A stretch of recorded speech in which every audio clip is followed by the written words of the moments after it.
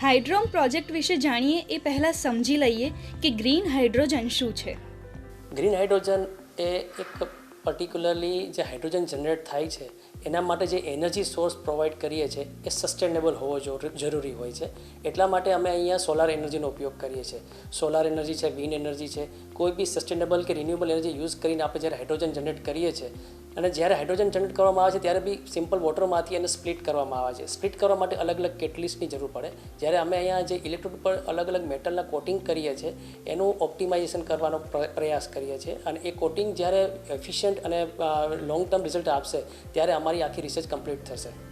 ભારત સરકારે green hydrogen policy લાગુ કરી તેના 3 વર્ષ પહેલાંથી નિરમા યુનિવર્સિટીના કેમિકલ એન્જિનિયરિંગ વિભાગના વિદ્યાર્થીઓએ ડૉક્ટર જયેશ રૂપારેલિયાના માર્ગદર્શન હેઠળ રિસર્ચ શરૂ કર્યું હતું.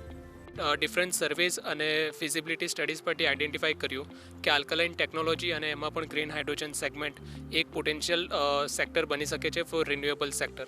તો અમે અમારું કરિયર આખું અને અમે કઈ રીતે આ ટેકનોલોજીને ઓર એન્હાન્સ કરી શકીએ છીએ, એના જેટલા ચેલેન્જીસ છે એને કઈ રીતે દૂર કરી શકીએ છીએ, એના માટે અમે આ કરિયર અને આ પ્રોજેક્ટ એક આઈડેન્ટિફાઈ કર્યો અને એમાં અમે અમારું લેબ સ્કેલ સિસ્ટમ ડેવલપ કરવાનું વિચાર્યું.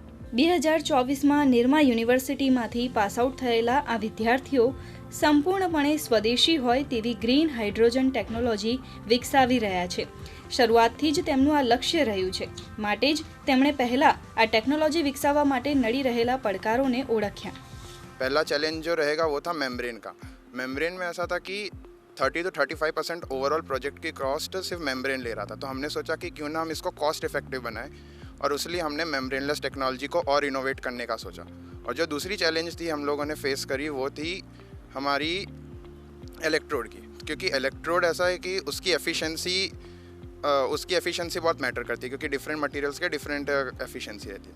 तो हमने मल्टी मेटल ऑक्साइड से भी उसको और एनर्जी एफिशिएंट बनाने के लिए ये दो चैलेंजेस को सही करने के लिए हमने ये प्रॉब्लम स्टेटमेंट उठाई थी.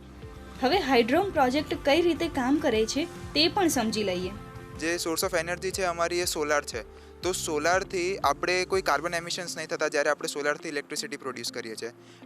એ જ સમય પર જે હાઇડ્રોજન બને છે એ પણ કોઈ પણ જાતનું કાર્બન એમિશન્સ કરતું નથી.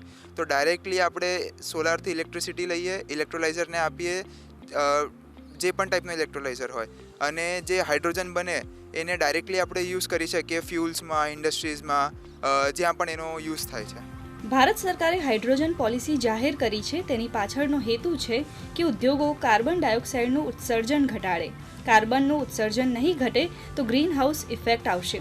આ ઘટાડવા માટે સરકારે ઉદ્યોગો અને ટ્રાન્સપોર્ટેશન માટે પણ ગ્રીન હાઇડ્રોજનનો ઉપયોગ કરવાની ગાઈડલાઈન આપી છે અને 2030 સુધીમાં કાર્બન ડાયોક્સાઇડનું ઉત્સર્જન ઘટાડવાનું જણાવ્યું છે.